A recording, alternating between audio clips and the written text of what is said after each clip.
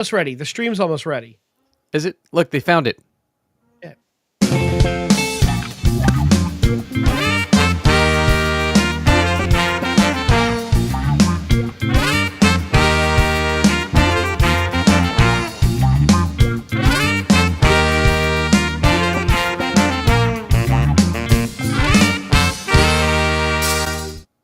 I love that horn. Hey, I love that horn. good. It's a great album. It is. I actually listened to that whole song. Hi, everybody. Thanks for finding the geek spot. If you were wondering what it is you found, Yeah. this guy found some touchdowns. Yeah, he Other did. people found other things. Yeah. You know. Do you know that the 7 rushing touchdowns the Eagles scored in their NFC Championship game is more rushing touchdowns than the entire Dallas Cowboys scored all season rushing? I did. That's a wonderful stat. I did. It's a pretty impressive stat, right? I love that stat. Yeah, I thought that was a pretty good one. T with a banger right out of the gate. Let's talk about movies no one cares about sport. Look, we got 2 very non-Philadelphia fans in the house tonight. As always, Dom and T. Dom, formerly of the Giants, and oh yeah, this guy was formerly a Giant too, right? He was a Giant. Yeah, but they didn't want to pay him the money. That's right, because he's not worth it. It was more important to pay Daniel Jones and build an offensive line around him, who was at the link cheering on Saquon in the Green Bay. This inspired my wife to watch all of the off-season Hard Knocks this past year just to see how bad the Giants screwed the pooch with Saquon, because she's like, I need to see what happened. So she watched the whole thing. As a lifelong Eagles fan, she went and watched that just to see what they did. We brought it back to TV. Like, I finished Hard Knocks today to watch my real team demise against the Bills, which was... I haven't started Hard Knocks yet, but I think in the 2 weeks before the Super Bowl, I will catch myself up on that. It's the AFC North. You're good. Look, it's been a really rough week for me. I've been sick since Thursday, and I had to call out Friday. A wonderful woman that I work with walked into work Wednesday with walking pneumonia and a mask on. Well, look. And I looked at her and I went, if you get me sick, I'm going to be really pissed. Sure enough, I called out Friday, didn't move Saturday. Sunday, I literally sat on the couch, in and out of sleep, watching the game. Went in today, turned right around and went back home. Half my office out sick. Not because of her, but just in... Sure.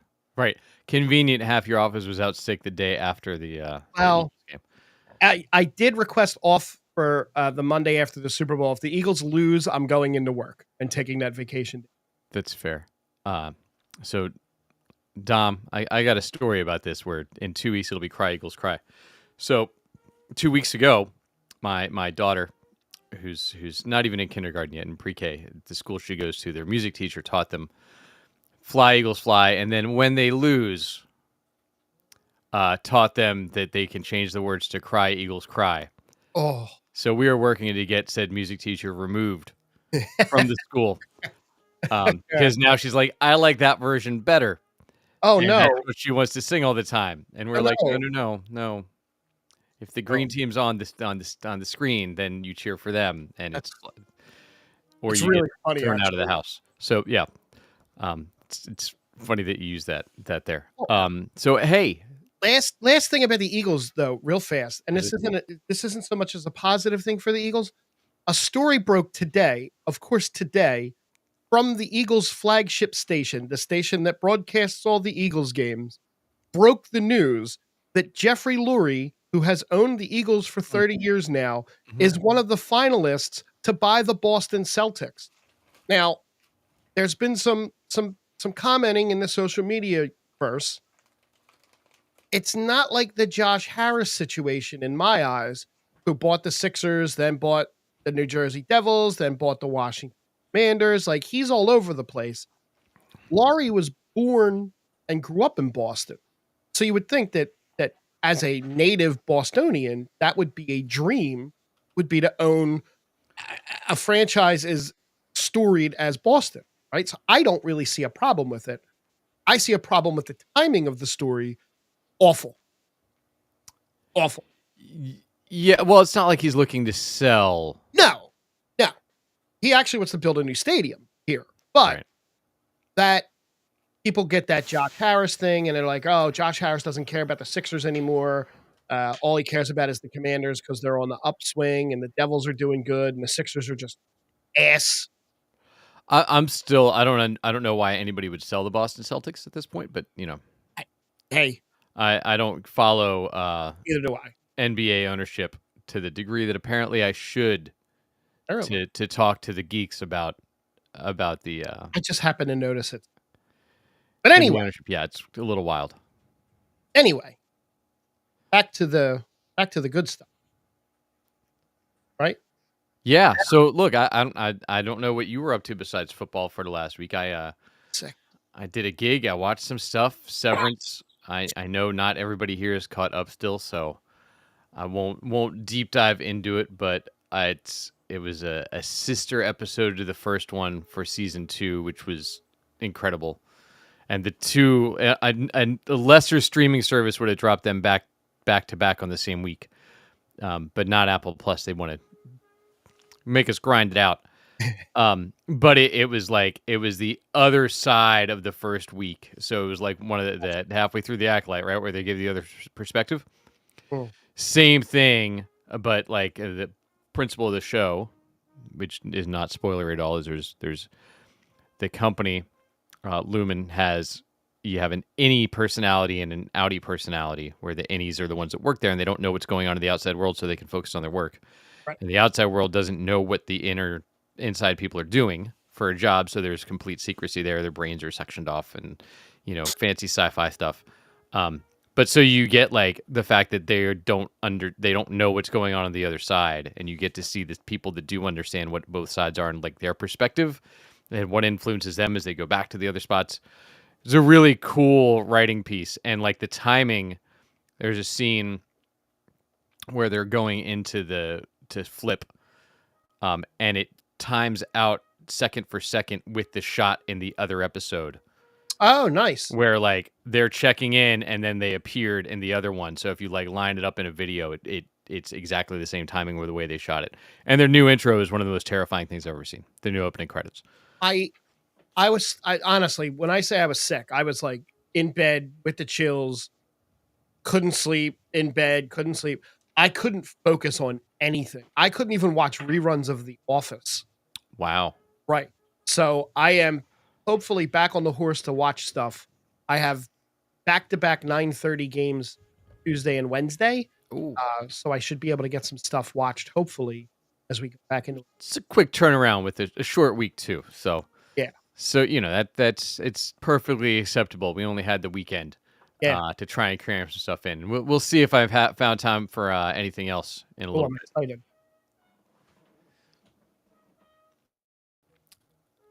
So I bet there was news that happened, or were there lists? I bet there was lists. Yes.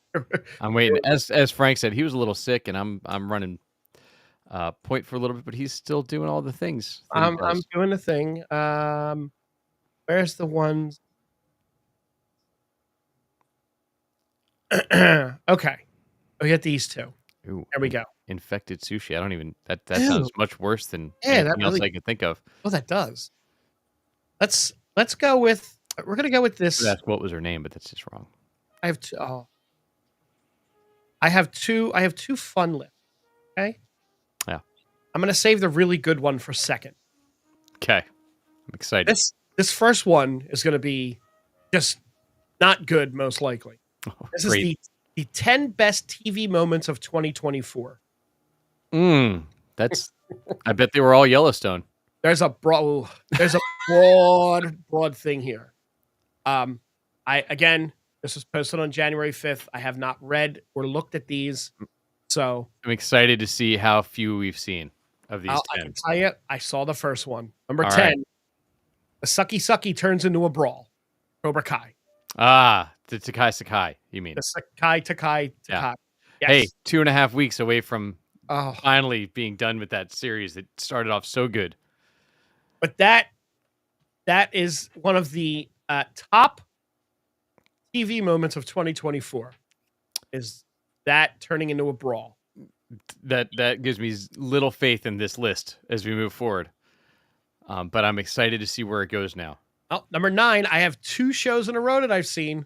Oh, We're starting off strong here. Aemon turns on Aegon during the battle at Rook's Rest. okay. That's a good moment. That's House number of the 9, Dragon. huh? Yeah, that's at number 9. That's Okay. a good one. Now, well, all right. Number 8. I am 3 for 3 in shows on this list. Darth Plagueis makes his debut as a best moment on TV. One of the top 10 best TV moments of 2024. Hold on. Number 8 is This was one of the best moments. That little hand creeping around was the best moment of. Okay, sure. I can't see how that beats out number 8 7. or 7. But I mean, somebody here really likes the Acolyte, and it's not me. Wait, there's 2 acolytes? That show. No, number 7 though. Is number 7 an Number acolyte moment 7 too? is a show I have not seen. Okay. Rick Grimes and Michonne return home. Oh my god. Is that good? Brilliant. Okay. Brilliant. It was just And look, now I love that. That series just dropped on Netflix. Yep. The Ones Who Live, and the ending of it was fantastic. Does that moment I enjoyed that whole miniseries. better than Darth Plagueis? 100%. That should actually be in like the top 2 or 3 on this list, honestly. Here we go. Another show that I haven't seen yet. Leland is finally defeated in the show Evil. Oh, well, that's a spoiler, huh? Yes, For it any is. of us that got through season 1 of Evil and didn't make it to the other 3 Didn't even seasons yet. realize it was a Michael Emerson show until just now. So It is. He's the bad guy. A great bad guy. Look, the show's fantastic. At least the first season I watched, and then I went to Paramount, and I didn't have Paramount yet. It took me till I think Yellow Jackets, and I needed Showtime, so I ended up with Paramount Plus, and I've just had it ever since. Gotcha. Number 5. This is from Arcane. Is it okay to spoil that? Yeah. I mean, I'll ask before I go forward now. I don't know what it is, so I don't know how much of a spoiler it is, but I feel like it's probably the beginning of the. It has it's Powder and Echo dance together. No, not one of the best moments at all. It was fine, but there was so many better moments in Arcane this season. So would you put Rick and Michonne and the House of the Dragon above that moment? 100%. Okay, fair. What about the Sakai Taikai? Yeah, that wouldn't be on my list. I blocked out that happened. Okay, this is a good one. And that's not a fantasy show, but it's a fantasy show. Gotcha. This one I've seen. The Witch's Road wasn't. It's a good moment. Yeah, look, it was. I mean, I don't know if it was a top television moment because it was literally like going, you know who did this better? Kevin Spacey. If it would have had a voiceover, and I don't think it did. Did it have a voiceover during when he realized and looks around his room? Because then I feel like it might have, but that would have been it. Like just literally do the end of Usual Suspects, and it would have been. Yeah. God, such a great ending too. Still, spoilers. Number 3, Sofia Gigante gets her revenge. Yeah, to see with the gas in the house. Yeah, that's top 2 or 3. That's number 3 here. Yeah, I give you that. That might be above. Okay. Some of the other ones there. I understand that. Number 2 is a Squid Games one, 2024. That spoiler territory? Could be. I haven't watched any of the Squid Games. Neither have I. So I'm gonna say it anyway. The front man joins the game. Oh yeah, that's fairly common knowledge about it. Okay. The guy that ran season 1 that was in charge and the power behind everything is playing in season 2. Gotcha. The number one best TV moment of 2024, according to Screen Rant, makes that clear. Lady Mariko's sacrifice in Shogun. Oh, that's fair. Yeah. Yeah, I didn't watch Shogun yet. I knew about that moment. Oh, okay. Well, But it's a book though, so how much of a spoiler is it? it's a 45-year-old book, Well, at you know, least, if not older. we have a With 2 TV series already made about it. This is actually the third. right. Uh, Wasn't one was a mini series, right? On they were both like network. 80s miniseries. Yeah, Yes, I thought so. I'm pretty sure I watched part of one. I don't. probably. It was a big deal. Okay, this one is going to be more up our alley, and this one I can actually have a lot of input in. So, these are the 10 greatest sci-fi ship captains of all time. Oh, Oh yeah, I already have issues with number 10. if it's okay. Go ahead. Number 10 is William Adama. I was just From gonna say if Battlestar Dom is not in one of the first 2 spots, this list is broken. It's right. I'm already. I don't know any more of this list, but this list is already broken in my eyes. William Adama is got to be one of the top 2 Oh my god. sci-fi captains of all time. And, I well, know which Adama is this? Does it this is clarify? new. No, this is Is the that new. where James? It's Eddie. Yes, it's not Lauren Green. Oh, all right. It's not Lauren I was gonna say Lauren Green. All right, I'll give him 10. Green. Lauren Green had a commanding presence, but the show was hokey as hell, but still awesome. God, I still Okay. miss him. Wild Kingdom. Wasn't it Wild Kingdom? He used to announce. He used to be the voiceover for it. Yes, I think so. Maybe. I don't know. Number 9, John Sheridan from Babylon 5. Nope. No? All right. I never watched it, but I just Adama- saw an article the other day that told me that Babylon 5 is what I should watch in the meantime while I'm waiting for something to come back. I'm telling you right now. Oh, for Silo, maybe. No, it was for something. It was it was Battlestar Galactica. It said it was the follow-up show that wasn't related, but people that like Battlestar should watch. Yeah. So Nope. that's a no from people that watched it. All right. Number 8, again, I have an issue with where this person is. Benjamin Sisko from Deep Space Nine. I'm going to make my own list next week based off of this. I can't wait to see your list. Benjamin Sisko has to be top 5. That Star Trek Deep Space Nine was one of the better Star Trek series that they had. It rivaled the Next Generation for me at times. I had to look told him up her- because I have no idea who he is. So okay. It's Avery Brooks. I don't even have to look. Sisko was a phenomenal captain. Absolutely. Well, Right, T. it's Cisco may have sang the thong song, so he might be talking about somebody different. Yes, you're talking. Yeah. Sisko was a great captain, but Sisko was a better. Yeah. Once Deep Space Nine brings the Defiant in, the show like really finds its footing and takes off from. Got it. Was this this is not the Cisco from Legends of Tomorrow though? Is not the shake weight Oh fight my with God. the shake weight song. One of the greatest of Absolutely the 21st century. It's one of the greatest fight scenes of the 21st century on television. has to be. Number 7, no, Jet Black from Cowboy Bebop does not belong above Sisko or William Adama. Now, how into Cowboy Bebop are you? 0. Okay, so maybe we can't make that call. I can. I would mean, put- he looks cool. He does look cool. This picture of him looks cool. I would put Thong Song Sisko above him because I don't know. Okay, Number got 6, it. I only saw a couple minutes of the live one, so I don't know. right. Number 6, Ed Mercer from the Orville. I have not No. watched the Orville, but I still can't see putting him. I can't see putting Peter Griffin above Sisko and William Adama. Still, It's his character is basically if Captain Kirk knew he was being funny. gotcha. But look, I really enjoyed the first 2 seasons of the Orville, and then it had a long break, Yeah, and I was that's a out. show that's on my I have to watch list. Yeah, the first couple seasons are really fun, and Uh, Ralph Garman Yep. has know. some parts in there. There's Adrian Padalecki's in it. She's awesome. She is fantastic in the show. the one girl that's in it was goes in Space Nine, his eventual wife. Um, whatever. Uh, Number 5. Oh, here's a shock. I'm actually shocked. I thought this would be the number one choice. Number Kirk? 5 is Captain James T. Kirk from the original series Star Trek. Oh, well, that's from original Low. series. I wonder where they went instead of that.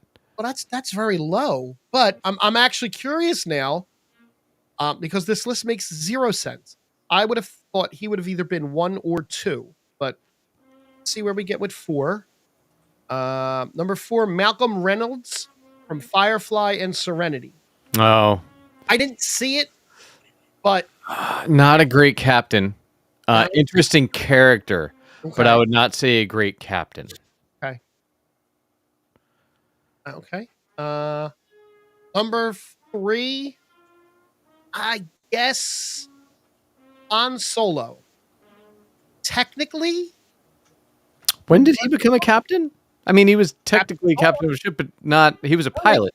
but they called him Captain Solo in Empire Strikes Back. He had to Yeah. be a captain. I mean, if you're going Yeah. to force him in there at 3, But I feel like they made Lando an admiral, so like he had all this stuff. look, I don't. I would put him more at 5. You're going to force if you're going to force him into this conversation. Number 4 or number 2, and this is a really weird one because they went video game, which really just Oh, putting Adama at 10 already made this list. Commander Shepard from the Mass Effect franchise. I never played it. Neither did I. The So, number by the way, Go ahead. Lando Calrissian was a general. Yes, General Calrissian. Yeah. So Han Solo became a captain and then a general. Okay. I still don't consider him a captain. Number 1 is Picard, and I don't have a problem with that. I would say Picard, Kirk, Cisco, Adama. If I had to go top 4 right off the top of my, You're going a little Star Trek heavy. I like well, CT. I guess Solo was a captain in the Imperial Army. But I know the Mass Effect was a great series. I have a friend that played it. Our friend Greg played it a lot. Loved it. Him and his brother Alex. I never played it, but if you're going to include a video game captain here, now you're opening the doors up to all the video games. and this Yeah. was specifically sci-fi captains. It said sci-fi captains, and technically, yes, Mass Effect is a science fiction. But No, then no, again, I was just clearing the way that like we didn't include Jack Sparrow for a reason. well, that's why. But you also didn't include Captain Samantha Carter from Stargate, who's a sci-fi show, and She was became a captain. she actually became a colonel, Oh, all the way up to colonel, and Captain John Shepard from Stargate Atlantis, who also was a captain and was a pilot. So it's fine. all right. I'm excited to see your list next week. My list will be better, I will know nobody on your list. It'll be great. probably. But what about the stuff that you watched? Definitely watched. It was only 4 days, so there wasn't a lot of things to watch. I watched a lot of Steve and Mike- Maggie. Captain Michael Burnham, another good one. I watched a lot of Masha and the Bear. A lot of some Bluey. Miss Yeah. Rachel is Netflix as of today, so that got watched today. It was great. Still haven't gotten to Landman. Yeah, But me I did complete the Michael Scott Paper Company Oh, journey how on The Office today. wonderful was that? So I did appreciate in the first cut to that where the opening credits were the Michael Scott Paper Company, not Dunder Mifflin. Right. Oh, Masha. Well, I think so. I don't know why kids love Masha and the Bear. T is asking why do kids love Masha and the Bear. I don't even know what that. I didn't even know that. It is a Russian show that is overdubbed somewhat into English. And it's basically like a Looney Tunes where this kid is just an absolute brat the entire time, and this bear is like trying to take care of her. and he just wants to like be loved and get to do his thing and like meet women bears and like make food, and she just ruins all of it all the time. She is an absolute nightmare. Oh, wow. Um, and it's a great role model for children. I love it. And it's brutal. But kids do it. Look, it's a modern day Looney Tunes, really. Gotcha. Is all it is. It's cartoon. It's big. It's funny. It sounds. It's not. There's no real dialogue. So and she talks like a 3-year-old. So kids love it. So we had the opening credits. We have the new receptionist, which I didn't realize that's where she got her stuff from. Oh, Erin, yeah. Ellie, isn't it Ellie. Elle? Well, Erin. Well, Kelly on the show. Wow. Because she's also Kelly. Well, yeah. I know. I didn't get too far with her yet, so I'm sure she stays around. Maybe. I appreciated the Evite dating the show, where Michael sent out an Evite for the pancake luncheon and then did not make round pancakes. Ooh. Just rough. Weird seeing the Andy Dwight relationship. I'm like, okay. Like it's funny watching it in a fresh perspective, the way that I am, like the wild inconsistencies with the writings and the writing and the characters on like just from like every couple episodes where you're like, oh, we're just doing this now. Yeah. Okay. Just like I said, keep in the back of your mind, the development of Andy's character is just wow. Yeah. Look, I don't. When they did they're competing for Aaron, right? It made little sense to me that Dwight was the one that played guitar and Andy played banjo. I was like, how do you not have the guy that runs the beet farm on the banjo and use the Deliverance thing at some point? Like, it's right there. It is. Right? Like, because Ed Helms actually plays the banjo. Yeah. Okay, that's I mean, that was a fun scene. It was. I was just like that was like I was like what an opportunity there.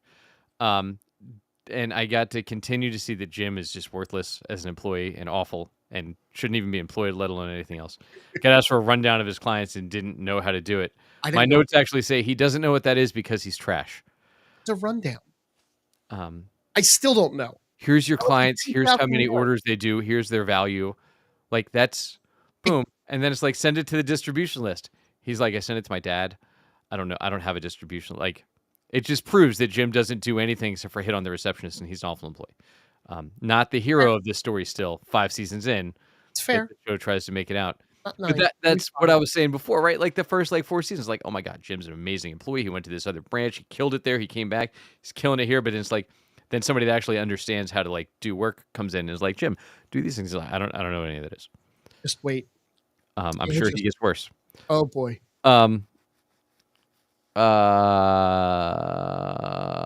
Oh, and then in their office, the new office, the Michael Scott Paper Company office, I appreciated the little tiny room with the bathroom stuff coming through. It's good. The clocks on the wall with the 3 that are cities and one's just USA. Yeah. Yeah. I was like, okay. Also proving that Pam is also an awful human being, immediately tries to go back to Dunder Mifflin and gets denied. Make a living. Yeah, look, not my fault. And I found it funny that the Michael Scott Paper Company couldn't think enough to make paper business cards to hand out to people that came in, so they were just writing on scraps of their flyers for their pancake luncheon. And then I got to see them make their first sale there, which was wonderful. So exciting for them. I'm sure it's going to work out great. Oh, it will. As I progress through. So I made it through that. I made it through a couple more episodes. With Jim and Pam trying to go through all of Andy's wedding deposits that he has and decide what they want to use for their wedding. Dwight all of a sudden has to wear long sleeves, which is really traumatizing for him. For whatever reason, it's like he doesn't wear long sleeves when it's cold out. That would make okay, because it's typically cold in Scranton. It is. It's not short. It's not a short sleeve city. No.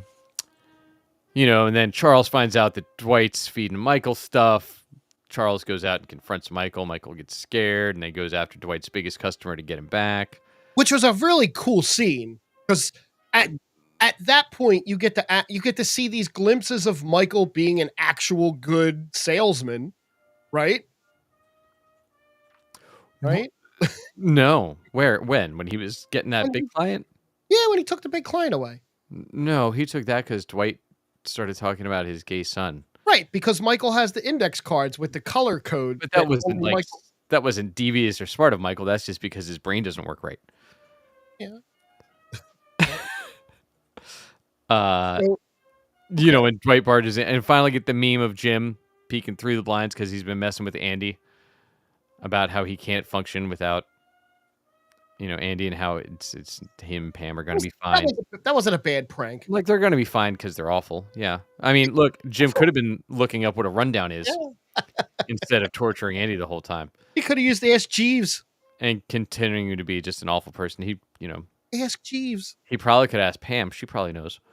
Um, Seems more qualified than Jim for doing jobs. And then I made it through the next episode, where we find out that they're delivering their own paper in the former shuttle for whatever the shuttle was. The Korean trip. Yeah, in that shuttle. Somehow they continued to steal clients. I'm not sure how because Ryan seems to not do anything. And maybe Pam sold all those accounts. I can't tell that either. Look, you got the couple glimpses a few seasons ago of Michael actually being a good salesperson. Yes. You get it in this when he starts negotiating with David and Charles. Well, I wanted to hear your take on that little negotiation and how quickly it went from we're going to buy you out to how does David Wallace not recognize the fact that they're broke and look into the company before offering to buy the company out in a multi-million-dollar package of 3 people's salaries plus benefits, et cetera, et cetera, et cetera. To be fair, there was no agreement that they would not all be laid off in 2 months. That's true. That's true. And that's things like that work. And 100%. They merge. You merge companies, right? And then you go, oh, well, look at this work that's duplicate of what we already have. Right. Great, because it's not like Dunder Mifflin is adding any customers where they need more sales reps. Well, technically, they are adding new customers. No, because it's the same 10 customers they lost. But it's technically no. But that means they should have laid off Jim and then hired Pam because they had less customers, so they should have gotten rid of Jim. You can't lay off Jim. He's the heart You of could. He doesn't do anything. He's the heart of the. I mean, they could have just filmed him at his house trying to take that painting off the wall. But like it came in like a $15,000 deal, and I was like, all right, they'll take that. It's 2007. That's a decent amount of money for what they probably made selling paper. And then it went to 60,000 out of nowhere, which was weird. Yeah. And then with Ryan being like, well, I can get all $60,000. I was like, okay. It's not how that works. Pam trying to argue again, but being worthless and not really value add's fine. And then, Dwight finds out that they don't have any money and tries to tell everybody and they don't listen to him. No, because Jim helps save the day. Yeah, Jim does everything except for his job. Well, and then Michael makes the pitch to get, hey, Charles has to be gone, which makes zero sense that they would get rid of the VP to get back a handful of clients that they could have just gone and gotten by giving a one-time deal. Hey, Michael is very valuable. I also love the fact that he hates Jim and Pam. Like Jim and Pam basically are the reason that show, like it really does make me. Like I would have fired if I was their boss. I would have fired both of them.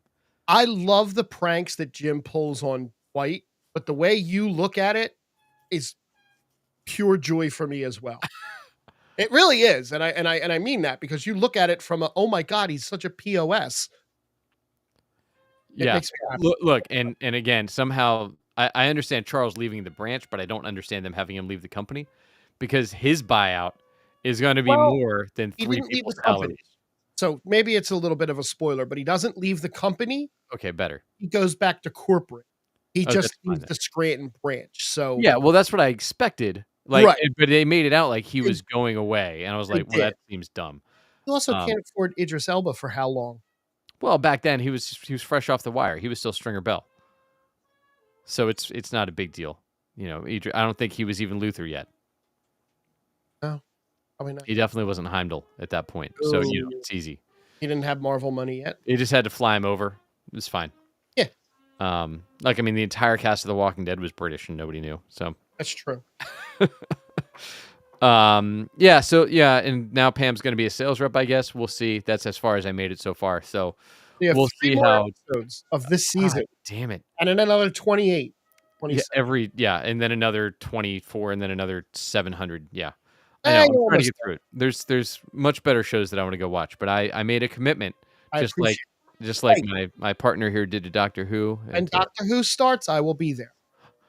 Wait a minute. But There's already a season to watch. you said that I could start at the Christmas and go from there, right? No. Last Christmas. Oh, no, I Last started it this Christmas. No. I'm Last Christmas. waiting for this. Oh, okay. Yeah. Great. Oh, well, I gotta do Severance. But no, I will. I'll go back to last Christmas. So now I have a little bit of a feel for the guy, so maybe that'll help. 100%. Dude, his intro in the other one is amazing. Okay. I'll go for it. I'm in. And Ruby Road.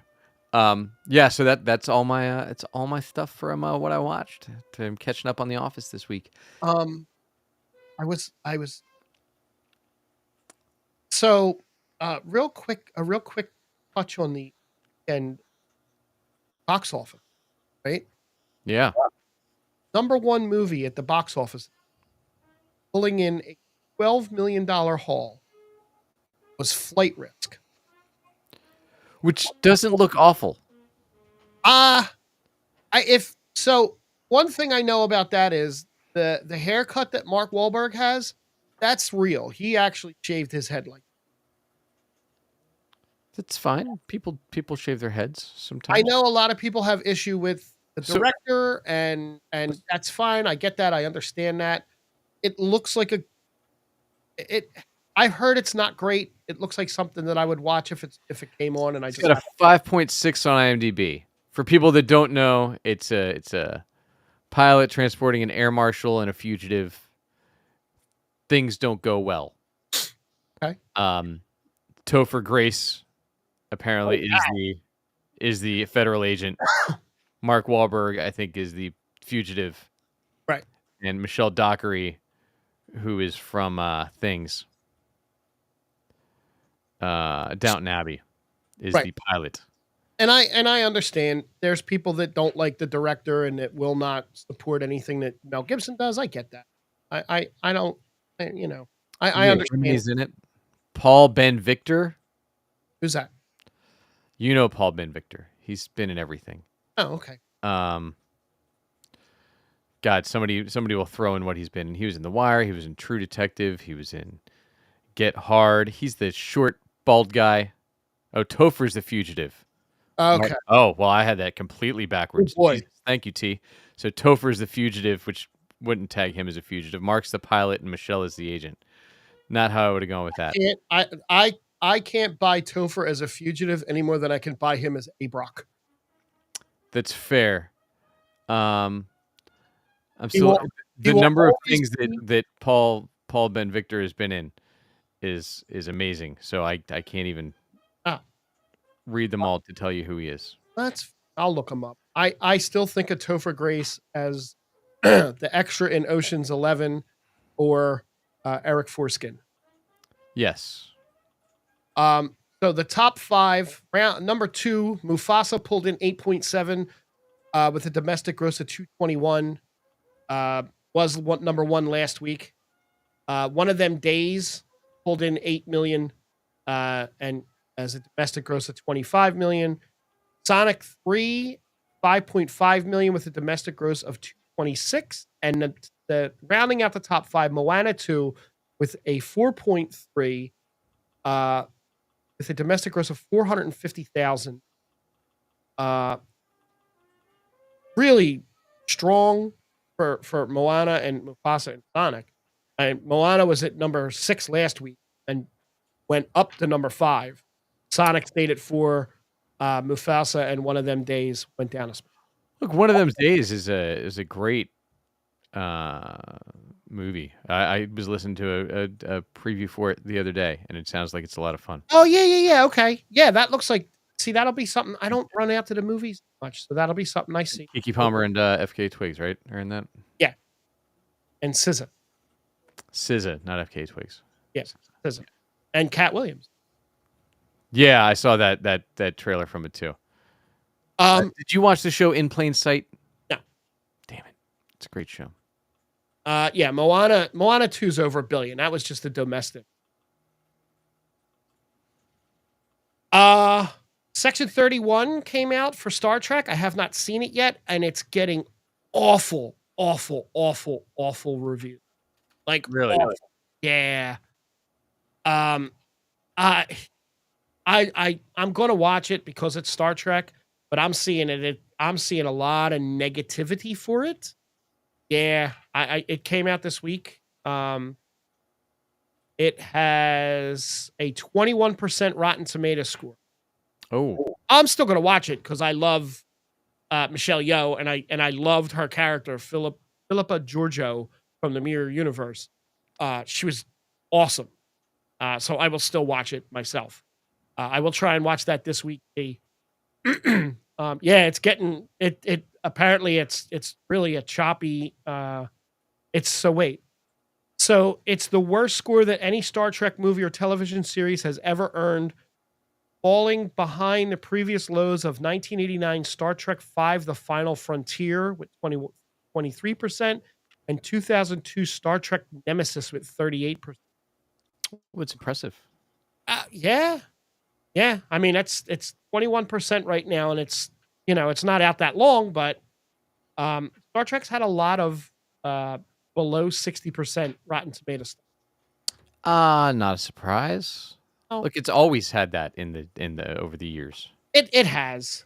We have Labyrinth 2 update. The Nosferatu director will helm and write the sequel. That's good.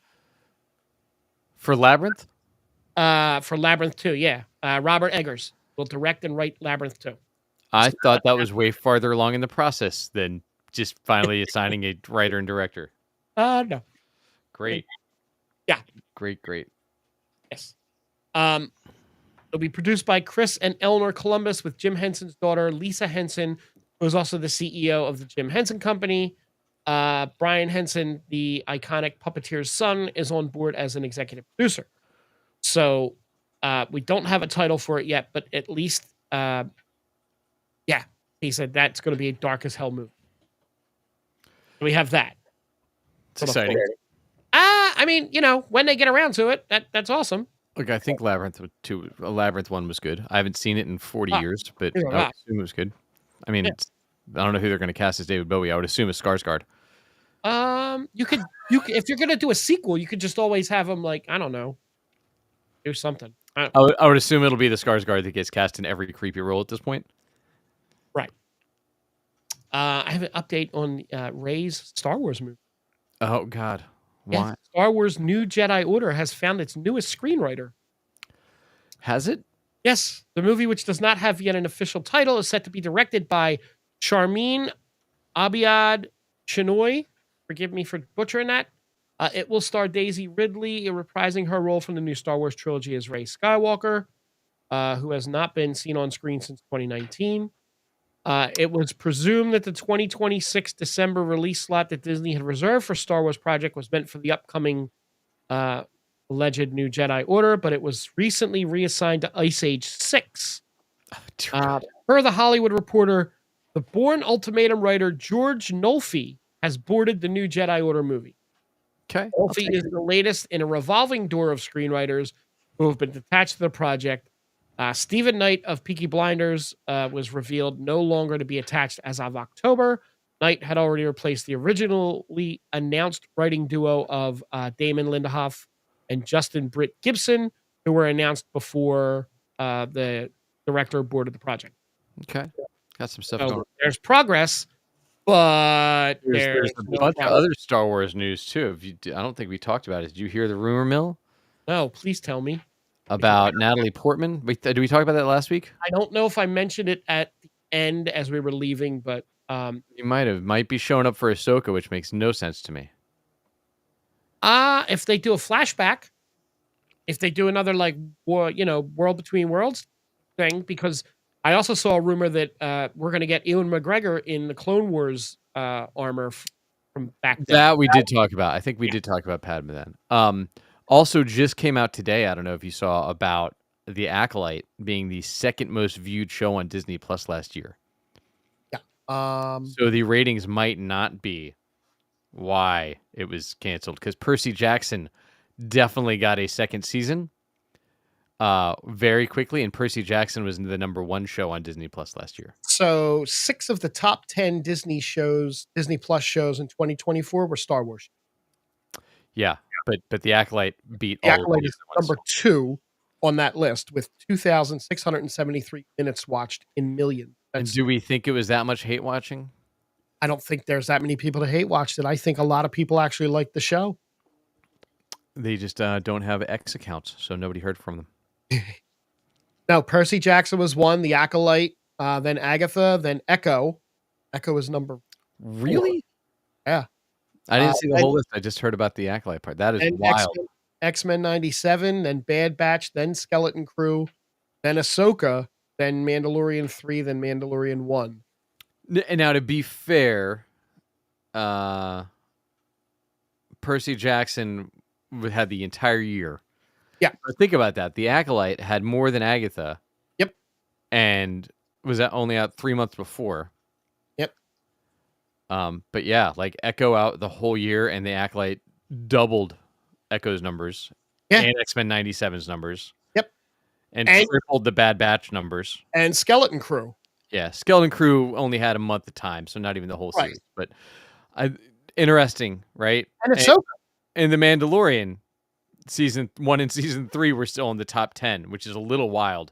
Yeah. To me, that I guess this is specific to Disney Plus exclusive series, because Bluey technically not a Disney Plus exclusive series, and I guarantee you, Bluey has more time aired than every other show on Disney Plus combined.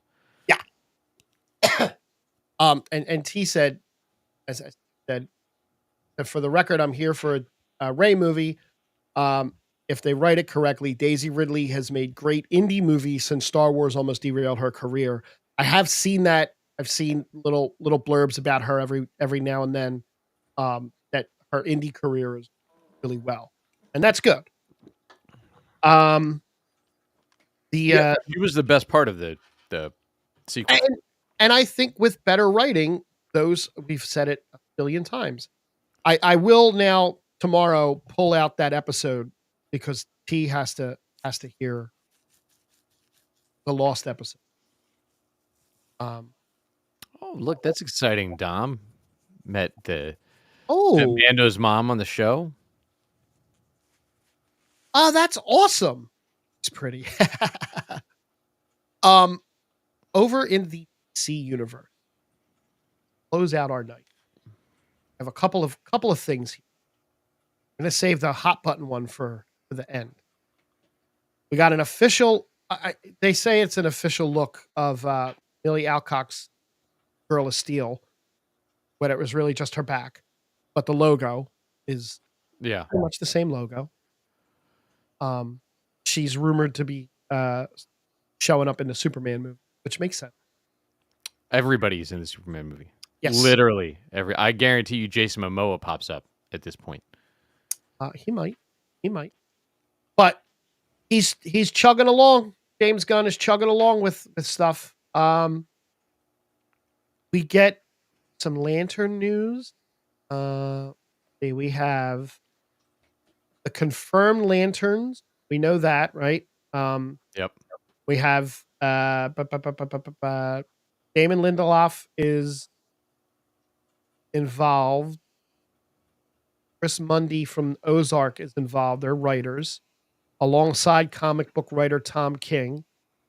The official synopsis is the series follows new recruit John Stewart and Lantern legend Hal Jordan, two intergalactic cops drawn into a dark, Earth-based mystery as they investigate a murder in the American heartland. Maybe they'll be in Yellowstone. No, because then they'd have to rent it from Taylor Sheridan. It could come out next year. I don't even know if they started filming yet. We'll see. It's so wonky for me with the amount of time it takes them to do some stuff and release things from like Stranger Things, right? Like Stranger Things news. I know you might still be behind on that show by I'm a little. 8 How years. many seasons are there? 5. Yes, This is season 5. We've been waiting on for 4 years now. I'm 5 seasons back. That is supposedly coming out again in 2 parts, starting in like November. Like it's bad. Hey. It's these kids are in their 30s. And they're still high school kids on the show. It's a mess. But yeah, there is some more Lantern news though, right? We got some casting news for. We got a big cast. I'm trying to go back to see where I know him from, and now I remember where I know him from the first time I see him. We have Ulrich Thompson. Am I saying that right? Ulrich Thompson. Where do you know him from? Because I know him from something very different than you, I'm sure. Yes. He has been cast as Sinestro. Now, the guy that played Sinestro in the Ryan Reynolds movie, Mark Strong, Yes. has the look, had the whole thing down. One of the parts of the movie that worked. But I know him from a 10-episode arc on the Blacklist. He was Alexander Kirk. He was really freaking good on that. I'm going back through his list of things, and I don't know a damn thing. Well, he's Danish for the most part. Yes. That's an amazing comment, T. That Stranger Things season 5 would be like doing a Goonie sequel. Yeah, because they're all about the same age. But Ulrich Thompson, if anybody followed any of the shows that I recommended them to watch over the years, played Kai Proctor on Banshee. And was, oh my God, just amazing on that. That everything about that show makes me mad that I didn't watch it when it came out. Though I think it was a Cinemax original. But such a good show, and he plays evil well. Yeah, Sinestro is an evil character. He was not a good person in the Blacklist either. And I went all the way back to 1993, and I know movies that he's been in, but I don't think I've seen. So. Yeah, I mean, like I said, most of his. I mean, he was in Kingdom of Heaven. Yeah.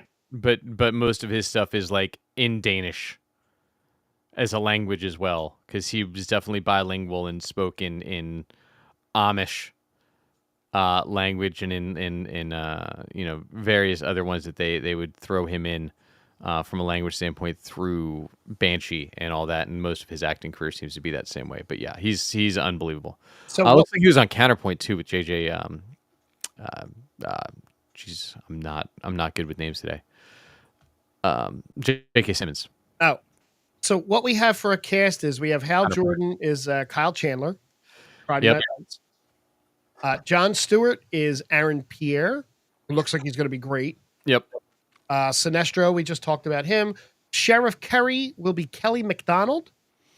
I don't know who that is. Sheriff Kerry. Oh, that's just probably a character for the story. Yeah. And then they have William Macon as Garrett Dillahunt and Zoe Orna, and I can't even try to pronounce her. It's probably for the best. It's definitely for the best. Oh, Porna Jagannathon. Yeah, I screwed that one up. We're getting canceled. Yeah, she was just talking about the show and how this script was the first thing she understood why it was NDA'd, because it was so good. Like, I've read NDA'd scripts and I was like, why? Why is this NDA'd? So she was on Big Little Lies for a while. The Night Of is a big series she was just on, but she's a big cast. I don't know who she will actually be as far as the Zoe. It just says Zoe. Yeah, I know, but I don't know who. Oh, and Garrett Dillahunt's cast for it too? Yep. Said that. Yeah, I know, but I didn't put it together because I was trying to figure out who William Macon is. Oh. Because I don't know that character. They're probably original characters for the story, right? Yeah, that's disappointing. Yeah. Because Garrett Dillahunt is one of my favorite actors. I know him. You know him from all sorts of things. He was on I remember from Burn Notice is where I first started seeing him. He was on Fear the Walking Dead. He was brilliant on Fear the Walking Dead. He was also the dad on, oh God, what's the show? It was a hilarious comedy. Oh, he was in Deadwood? He was Okay. in Deadwood. Yep. That's where most people would probably know him from. I got to remember the show that he was on, Raising Hope. Oh yeah, Which, I didn't see that. oh my God, it was a hilarious sitcom. He was the dad. He was so good. Uh, But he's done 100 things. He can be hilarious. He can be super dark. He can do oh shit, whatever he he was in wants. Justified too. Okay, Yeah, he's married to Michelle Hurd. nice, good for him. Yeah, And star of everything. Michelle so Hurd. the last thing, we got a new Superman trailer. It's not really a new trailer. There's just a couple of new scenes in it. Really, only like 3-4 seconds each. Yeah. We got a second look at Lex Luthor, stepping off a plane in what looks like an Arctic area, and then we got a brief glimpse of Superman flying at the camera, and the internet has lost its collective mind over this. I've heard about this. So I have not seen the discourse on this on online, but I've heard it's not good. it's not okay. So for one, there's no, according to James Gunn, because he had to tweet about it. Someone tweeted him. There's no CGI in this shot at all. Okay. Right. The problem is people don't get it's a wide angle close up of his face. Let me see if I can do this. Did this before. I know how to share your screen. Let me get yes. People are hating for no reason. It's one. Okay. Share that. Let me put this up there. Make that the big nope. Whoa! Yay! There he is. There he is. So do you see how that wide angle lenses is right on his face? Yeah. Look, it looks fine. It's Right. it's a screen grab of a cinematic moment that's supposed to be on a big screen. Yes. Move that back to both of them. So I don't have any problem personally with this shot whatsoever. He looks like a Superman that's having fun. It is what it looks like. And because it's not Henry Cavill, so you have all the Snyder fans hating on it. It does. And he's moving forward and he spins. So instead of going around the mountain, he just does like a little corkscrew. I think it looks great. I think it's a more Henry Cavill was a really good Superman to me, but he was a really miserable SOB. He was written as a really angry, hate the world, I don't understand this world character. And I understand that as pictures go on, it would have gotten better for him and he would have, and supposedly that's the way this Superman is going to coming right out of the gate as a happier, brighter, more hopeful character. Yeah, I don't know that Zack Snyder's would have gotten better for him because Zack Snyder ended up with evil Superman at the end. So true. So and Dom hit the nail on the head. Superman is the blue Boy Scout, and this one he looks like. Again, I personally I enjoyed the Snyder movies, I really did, but I cannot wait for this movie. I think this movie is going to be off the charts good. I have faith in that to happen. Hopefully, So do I. And he's already busy writing his next project. So like they're churning at a faster pace already than Marvel has been. I would say after Endgame, everything kind of screeched to a halt with Marvel for the most part. it hasn't been good. Yeah, Not so much it hasn't been good. It has gone into overdrive, the amount of stuff they've released, but it's all been crap. Right. This seems like he's getting it. He has his little vision. He knows what he wants. And I noticed with that list we said, speaking of Marvel, What If was not on that list of watch things. no, it was. It's still not on my list of watch things. No, I know. I can't. Sorry. Okay. It's all right. Can't. Well, so We have next weekend. We have the WWE Royal Rumble. Oh, and Saturday night's main event is back. I heard That was last. Yeah, they had a Hulk Hogan was originally scheduled to appear, but had family commitments and couldn't make the show. Convenient. Family commitments usually means we don't want you here. Right. Means hey. So about LA. Yeah. Jesse the Body Ventura was back again and is just really hasn't lost a step. Did take a moment to shit on a governor, because that's Jesse. But Yeah. overall, it's. I think they aired that show too close to the Royal Rumble, with Saturday Night Main Event being this past Saturday and the Royal Rumble coming up this Saturday. I think those two major things are a little too close back to. But Jesse Royal Rumble's Ventura's always also good because we get some 73 years surprises. old. How old? 73. Yeah. The Royal Rumble's always fun because we get some really good every so while, they'll throw in, you got 30 people to come in for the men and the women. You'll get some surprise returns and you'll get some older former stars coming in for a quick little pop. Yeah, we're on Cena's victory lap, aren't we? Cena's final. This will be his final Rumble. Each one of these, as they call them now, PLEs, will be his last going forward. Got it. He's running through to the end of the year. So Good for him, man. I still can't see. Yeah.